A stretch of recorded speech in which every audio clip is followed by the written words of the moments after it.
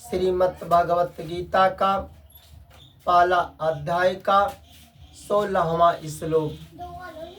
अनंत विजयम राजा कुंती पुत्र युधिष्ठिर नकुल सहदेव च सुघोष मणिपुष्पकौ। कुंती पुत्र राजा युधिष्ठिर ने अनंत विजय नामक शंख बजाए। नकुल और सहदेव ने सुघोष और मणिपुष्पक नामक शंख बजाए। कुंती पुत्र राजा युधिष्ठिर ने अनंत विजय नामक शंख बजाए तथा नकुल और सहदेव ने सुघोष और मणिपुष्पक नामक शंख बजाए। नकुल ने सुघोष नामक शंख को बजाए और सहदेव ने मणिपुष्पक नामक शंख को बजाए। अर्जुन, भीम, युधिष्ठिर ये तीन कुंती के पुत्र थे और नकुल और सहदेव ये दोनों माद्री के पुत्र थे।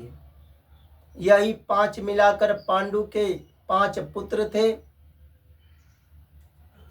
अर्जुन, भीम, युधिष्ठिर, नकुल और सहदेव यही कुंती के 5 पुत्र थे। युधिष्ठिर को राजा करने का तात्पर्य यह है कि युधिष्ठिर वनवास के पहले, जब पांडवों का वनवास नहीं हुआ था, उससे पहले युधिष्ठिर अपने आधे राज्य इंद्रप्रस्थ के राजा थे और नियम के अनुसार 12 वर्ष का वनवास और 1 वर्ष का अज्ञातवास के बाद युधिष्ठिर को राजा होने चाहिए थे और धर्म के अनुसार भी युधिष्ठिर राजा भी हुए। इसी को संजय कह रहे हैं कि यही युधिष्ठिर आगे चलकर संपूर्ण पृथ्वी मंडल के राजा होंगे, क्योंकि पांडव को धर्म का ज्ञान था तो धर्म का पालन भी करते थे, धर्म के अनुसार कर्म भी करते थे।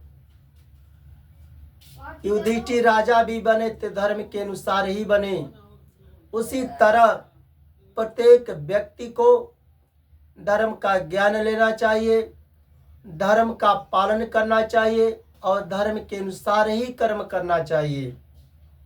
जो सच्चाई के साथ धन का उपार्जन करते हो, उस धन को अपने अपने परिवार का भरण पोषण करने में लगाते हो, अच्छी शिक्षा देने में लगाते हो, घर द्वार बनाने में लगाते हो। उसी तरह